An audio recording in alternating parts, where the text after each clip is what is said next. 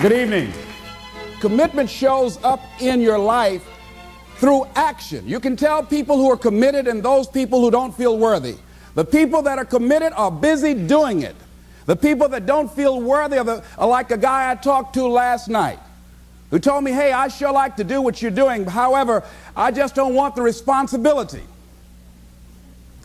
The company I work for, they're taking good care of me. I say, let me tell you something. Once you increase your sense of worthiness, you won't even be able to open your mouth saying that somebody is taking care of you.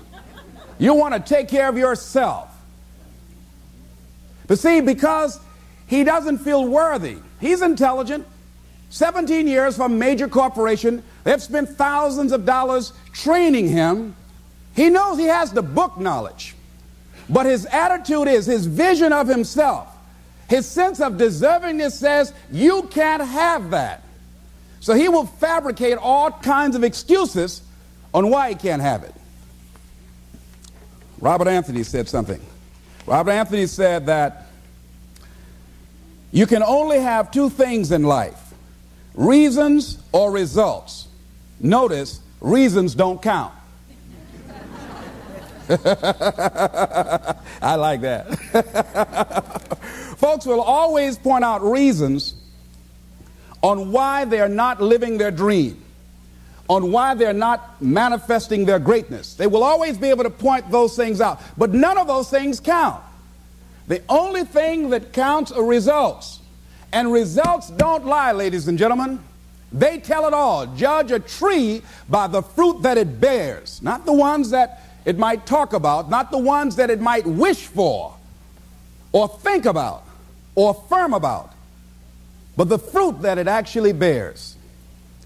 So let us look. I think that all of us are committed, but I think that some of us are producing results in our lives that level of commitment brings that we particularly don't like or find distasteful.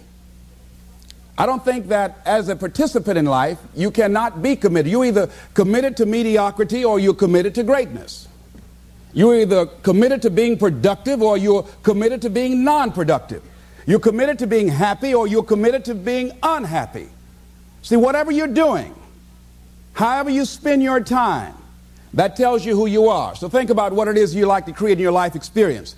Once I look at how you commit your time, once I do an evaluation on how you spend your time, I can tell you exactly what you're committed to.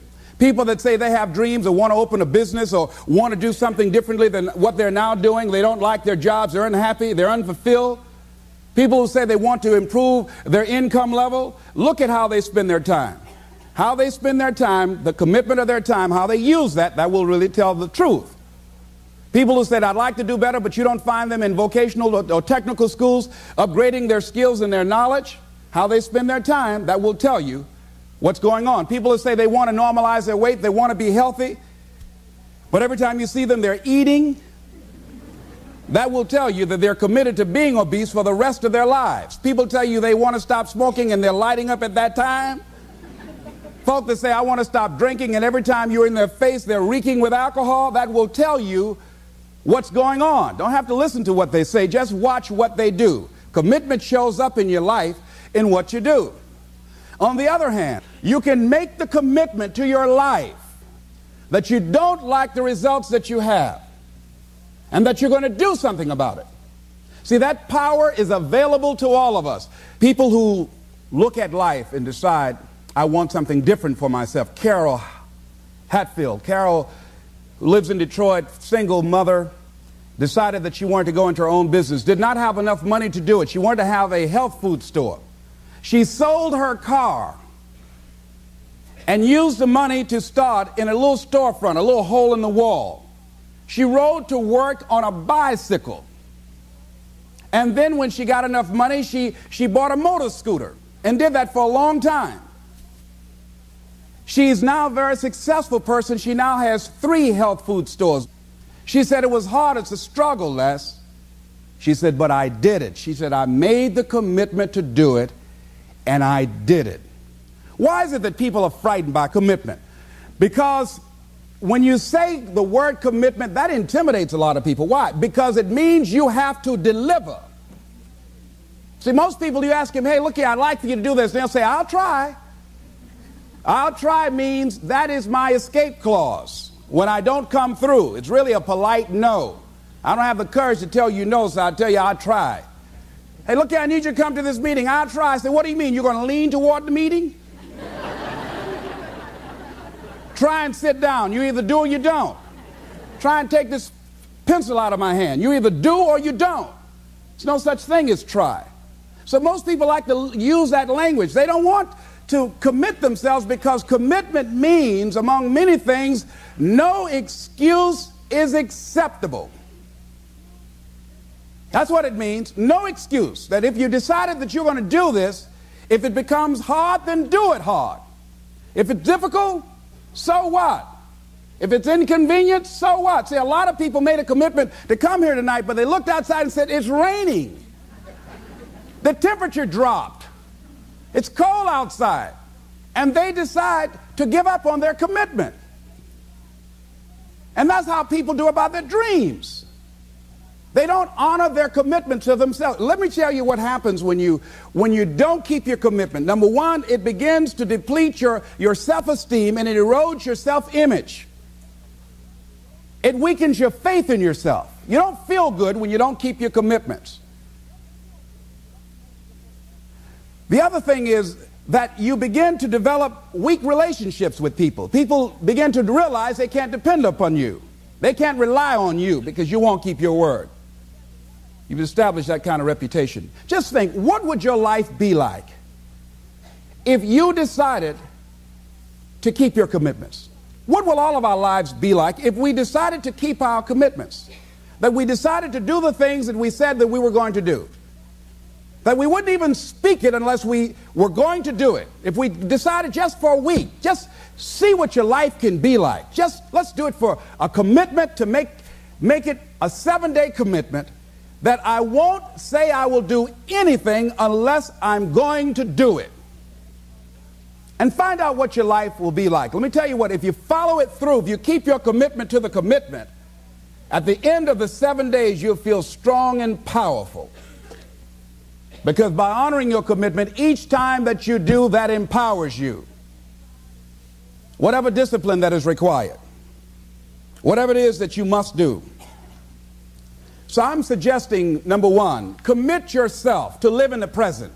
I saw the movie, The Dead Poets Society, Robin Williams, and they had a line in there, seize the moment. Many of us are not able to move forward and develop and manifest our greatness because we spend so much time looking back or worrying about the future. Seize the moment. See, you cannot go into the future and manifest your greatness when you have various things in your life that's blocking you.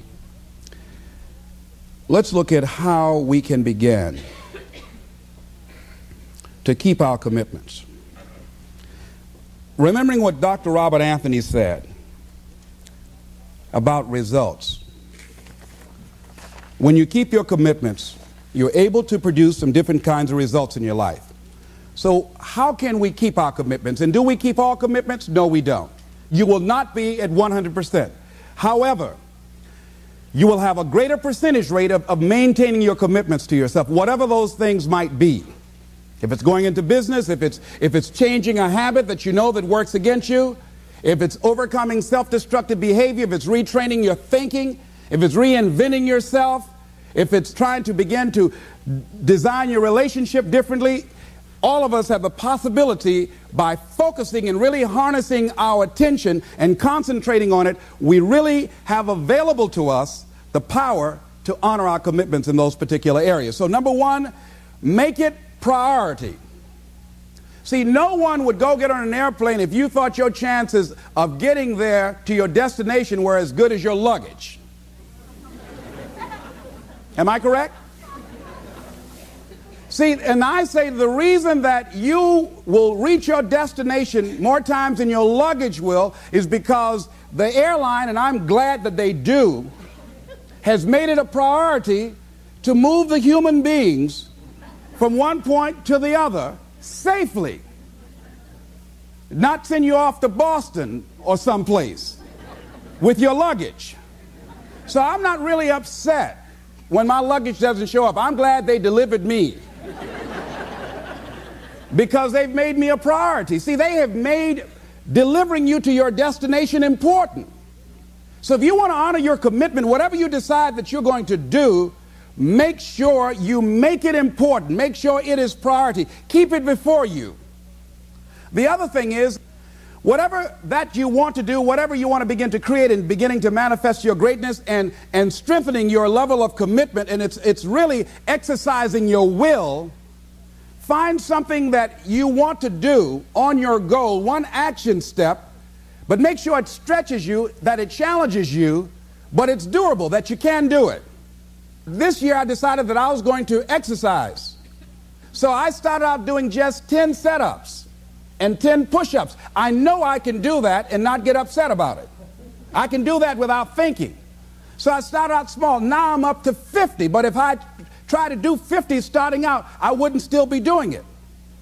So I started doing it in manageable segments. Do that, and that strengthens your will. So my commitment now is strengthened and fortified by the activity of actually doing it. So now I can expand and build from there. When I decided to begin to manage my money differently, and I started saving 5% of my money, then I increased it to 10%, then to 15%. So now I have disciplined myself to live off 75% of my income. I took discipline to do that, but I started watching how I was spending my money. I started keeping a log and following myself. So you want to begin to find something that is manageable, that you know that you can do. The next thing, in beginning to keep your commitments to yourself, have some friends that will hold you accountable, that won't let you off the hook, that won't tolerate anything less than the best from you. People that will support you in this new way of being, in this new state of consciousness. The other thing is that important is have a contingency plan. See, many times when you make a commitment to do something, there are some other variables that will happen that you can't control or you perhaps did not think about. So you want to have some other plans going on. You want to become creative. See, most people don't keep their commitments because when something goes wrong, they just stop. They don't have a contingency plan. So they don't know what to do next. Start being creative. If you challenge yourself, many times we say, I don't know what to do. And I always ask myself, but if you did know what to do, Les, what will it be? That activates another part of my mind. I start thinking about the possibilities and just experimenting. But many of us just stop dead in our tracks. I don't know what to do. You do know what to do. You've got genius in you. Challenge yourself. Push yourself. Make yourself come up with something. Use your imagination. And what you will find is that you know more than you realize that you know. That you're more creative and more resourceful than you realize that you are. And as you do that, the more you do it, the easier it will become. At first, it's going to be a struggle. And after you get into a certain level of consciousness, you will ask yourself, how is it that I didn't see this before?